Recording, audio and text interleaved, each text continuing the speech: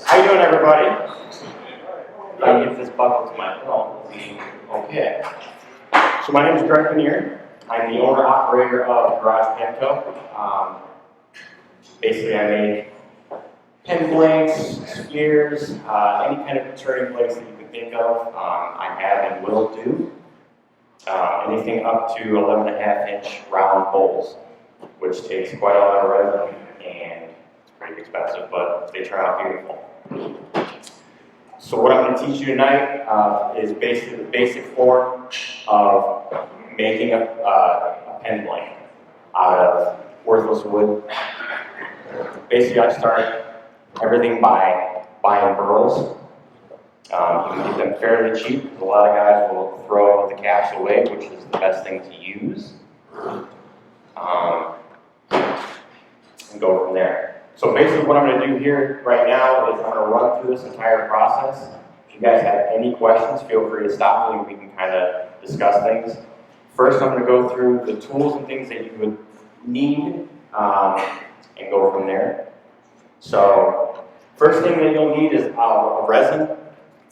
There's 3 different types of resin that you can buy. There's a polyester resin, there's an epoxy resin, and urethane, which I like to use, which is aluminum. Polyester resin is that stuff that comes in those aluminum cans and it stinks to high hell. It's the cheapest of all, but it doesn't turn very well, I don't think. It's pretty brittle, but it does polish pretty nice. The urethane resin is the easiest thing to use. And if you're doing a really big casting, like those bowls that I mentioned before, you're going to want to use something like an epoxy resin because it just sets up slower. And you don't want resin set up quick when you're doing a huge pour. Another thing you'll need is some kind of vessel to put everything in to contain the mess that you will inevitably make, because this can get pretty dirty. I like to make my molds out of HDPE. You can buy these at Costco. They come in 15 by 20 sheets. Just cut them up to whatever size that you want. And I actually use Craig screws because it actually sucks everything together. Depending on what type of casting you're going to do, you're probably going to want to color it in some way, shape, or form. There's a couple different things. So I use Craig screws for that. You'll want to color your resin at some point with either mica powders, and there's a vast majority of different types of mica powders you can buy. They are not all created equal, though, I can tell you that. Some are going to be, they'll have like a flat type paint look to them, and some will be very glossy and very shiny. They'll have a lot of shimmer, or basically what I like to say is chatoyance. You know, if you looked at a piece of highly figured wood, when you move it around, it also looks like it moves. The other thing too, which I unfortunately didn't bring, is you can buy resin dye. Aluminite makes a dye specifically for their resin. What you're going to get with that is a more transparent blank. So if you look at these are very opaque. You're not going to be able to see through them.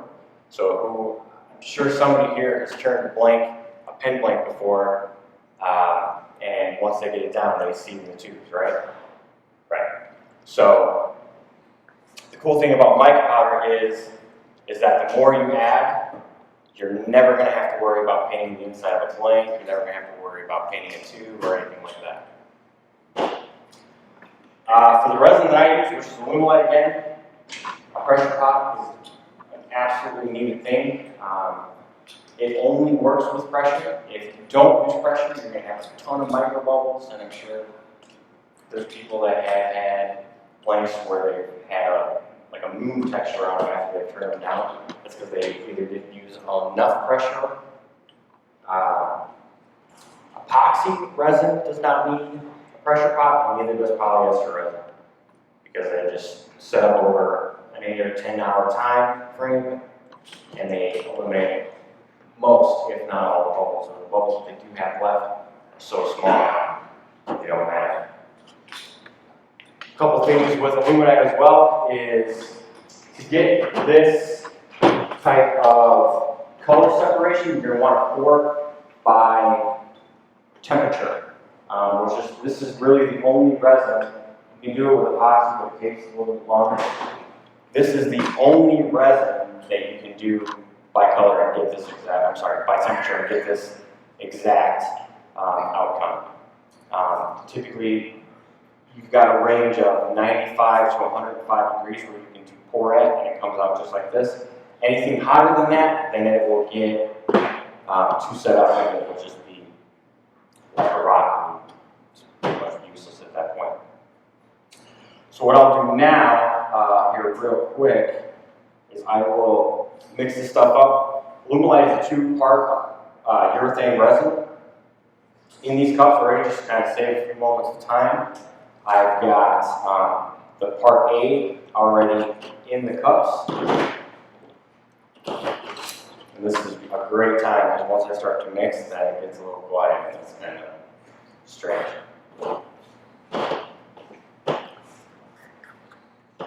So what you're going to do is you'll measure by weight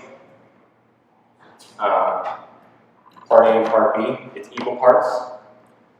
And then you'll put your mica powder in. And like I said, I like to use a lot so that it's not opaque, or I'm sorry, so that it is opaque.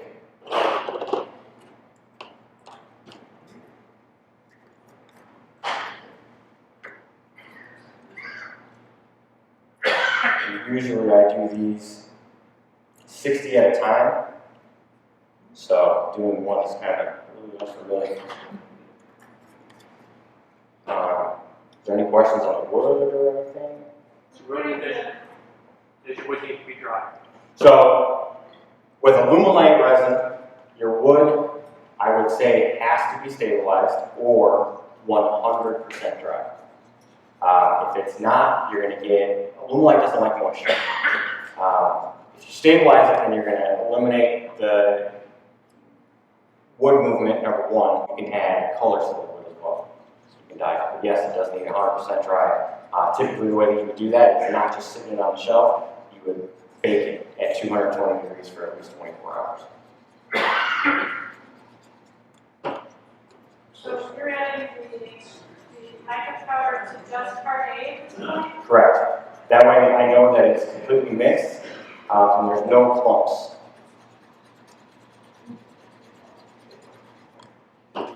Okay. So then what we'll do is, What's the pot life on this particular? this resin is 7 minutes. They have a slow set, which is between 11 and 12.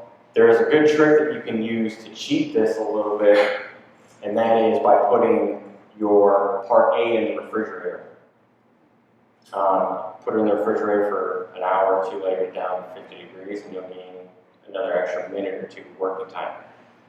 When I do these, it's amazing to see, because I line up 50 to 60 blanks at a time on a table, and I have 7 minutes to get everything poured and in a pressure pot before it starts to set up.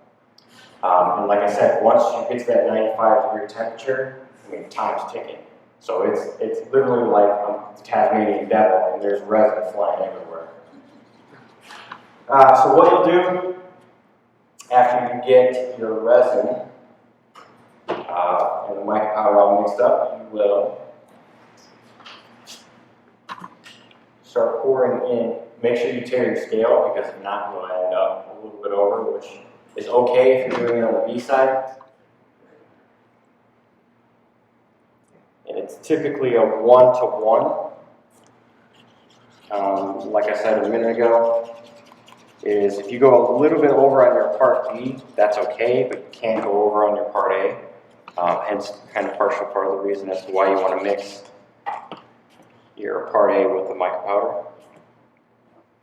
What that'll actually do is, part B is the hardener, and sorry, your part B is the hardener, and all it'll do is it'll raise the temperature up faster.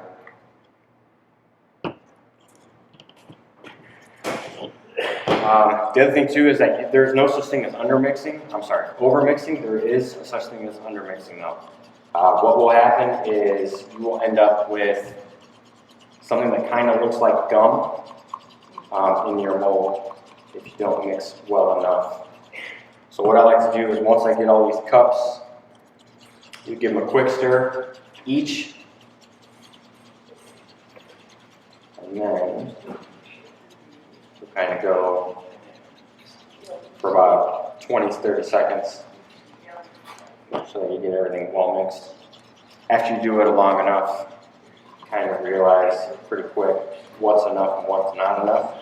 The thing too that you want to do is you want to scrape the sides, because what will happen is one of these parts is thicker than the other, and the thicker part may stick to the side, so you just want to make sure you get everything.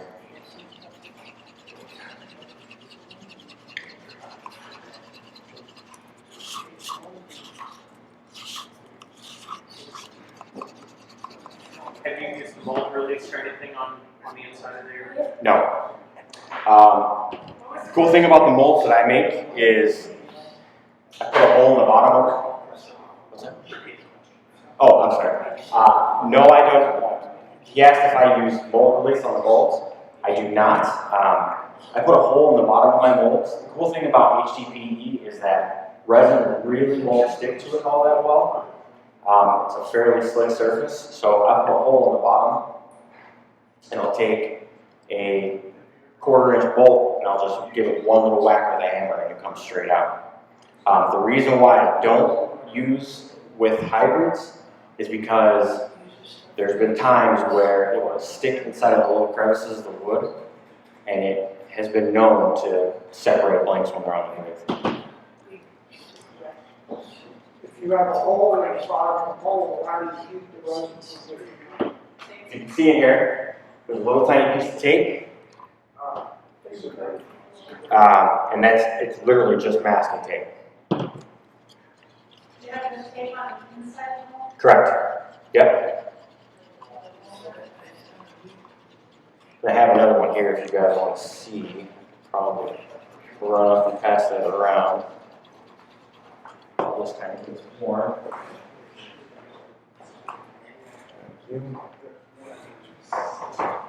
So what you'll do to get your temperature is you'll use a thermometer, infrared thermometer. You can find these at Harbor Freight, you can buy them at big box food stores. And I like to check it every now and again. See, like we're already up to almost 90 degrees. And it goes fairly quick.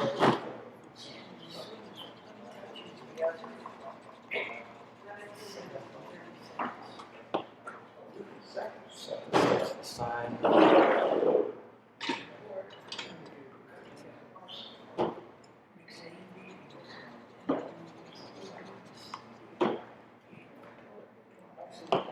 So now we're already at 92.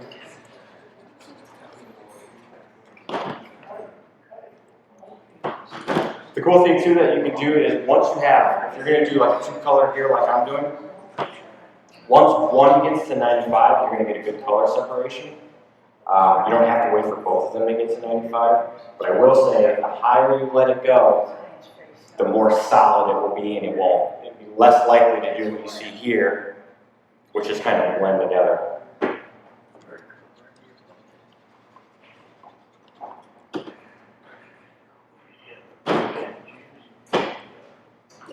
So as you're going here, it looks like you just keep stirring as you're going. Yep. So Just to kind of even out the heat, because what will happen is that the heat will try to start to sink to the bottom.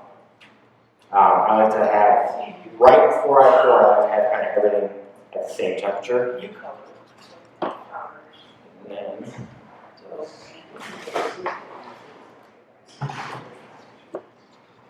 so here we're at, I think we're at 98. And it goes quick.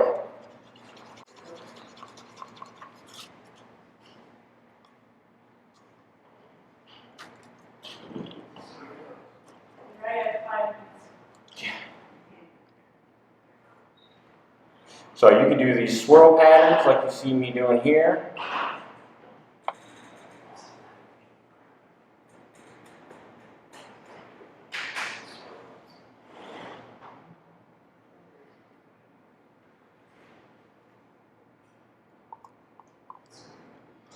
And if you end up with, typically I'll have another mold here. This isn't enough for that other one, but what I'll let that do is I'll let that set up a little bit more while I'm getting this in here.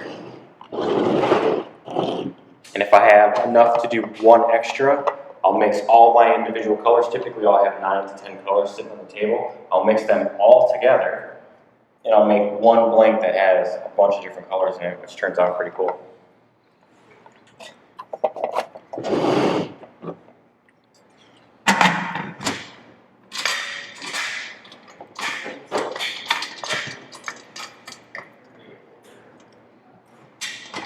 So pressure pots, just kind of like you want to keep the lid secure just like you would putting wheels on your car.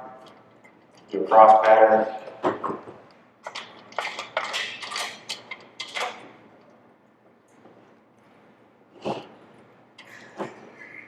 You get it as tight as you can by hand.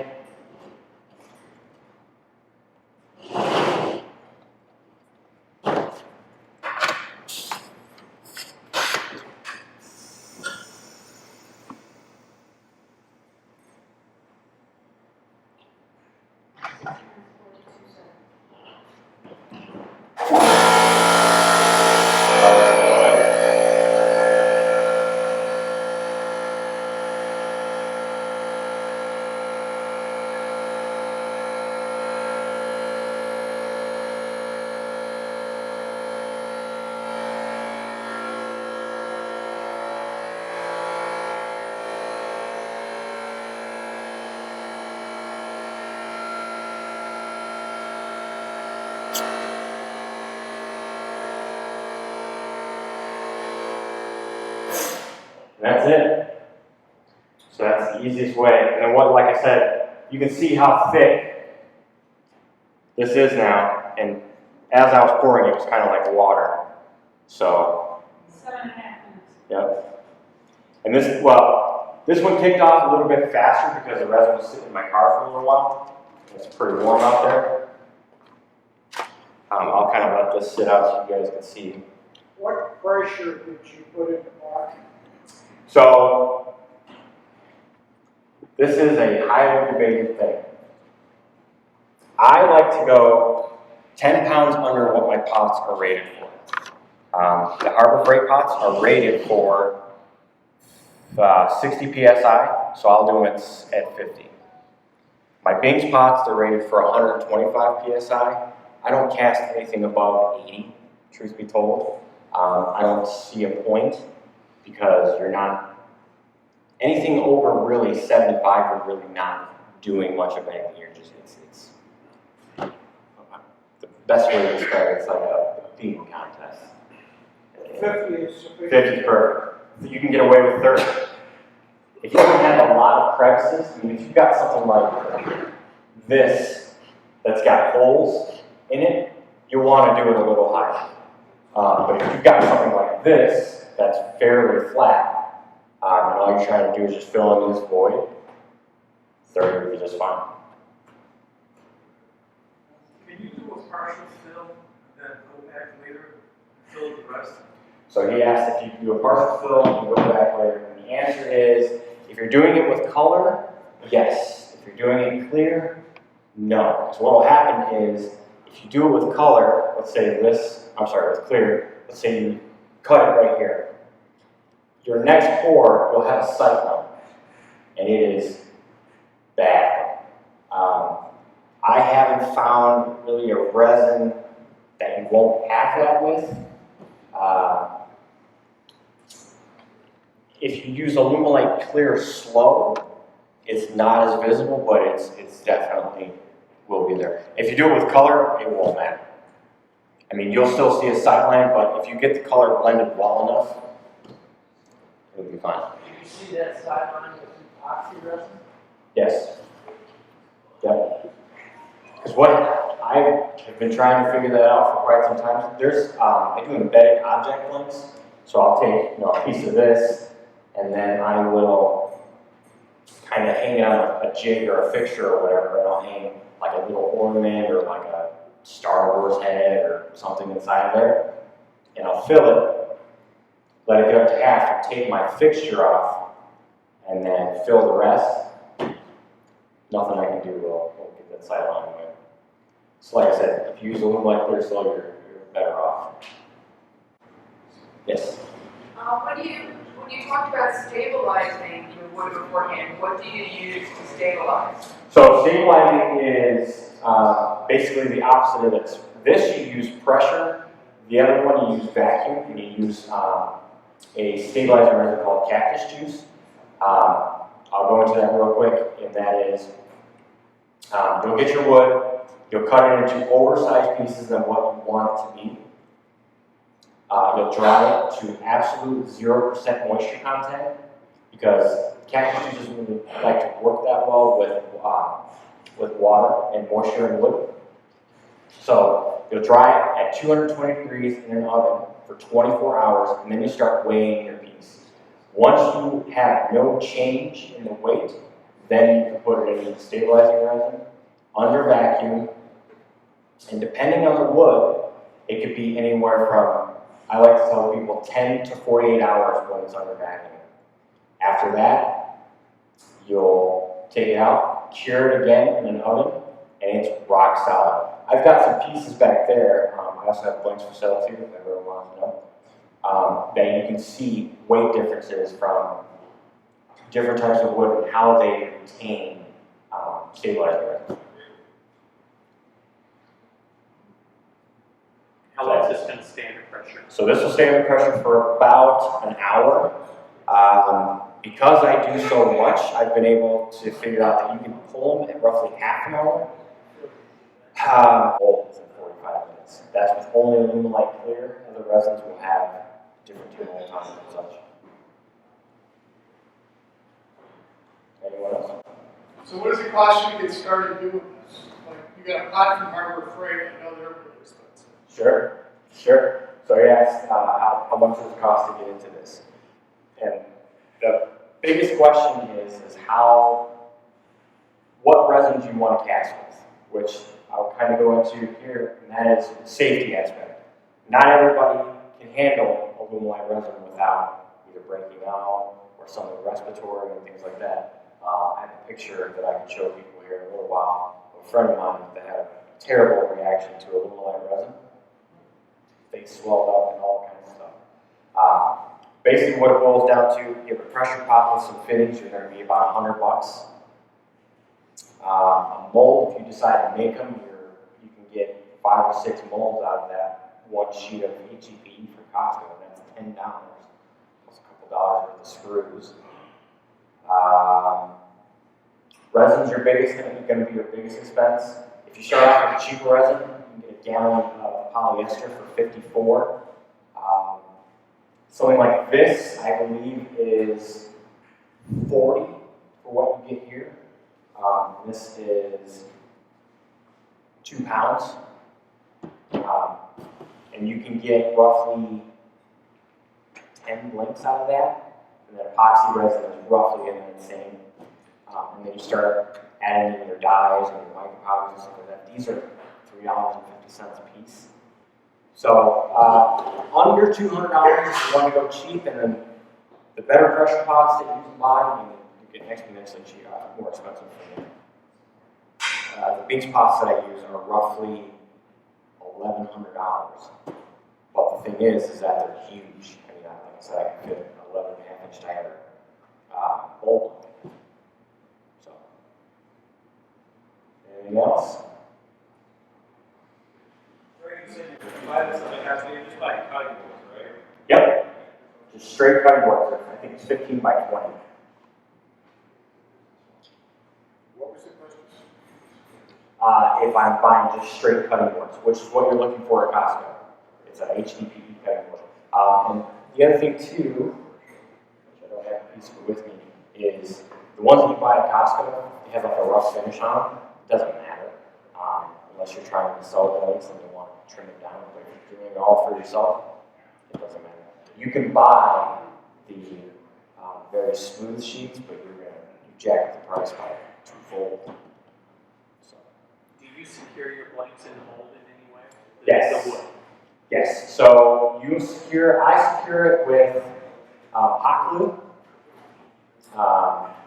Funny story is that there's a guy that I'm mentoring, and he had called me up in a big frame the other day, and he says, I don't know why I can't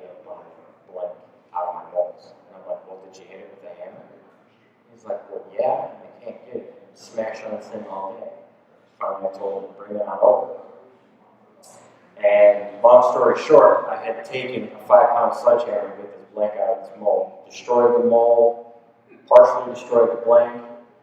Looking at it, I'm like, oh, what did you glue this in your mold with? And he said, oh, I thought you told me to glue it in with CA glue. So, don't use CA glue.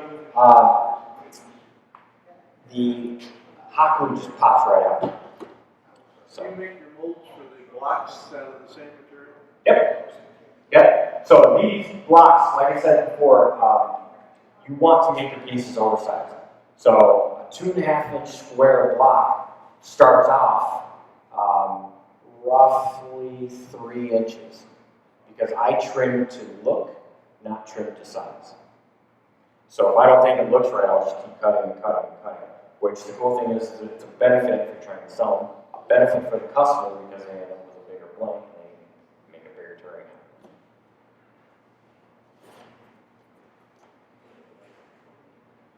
Anything else? Yes, sir. So what's Kirk gonna make out of those things? So he's going to make spheres out of this. The Christmas ornaments is going to be the globe.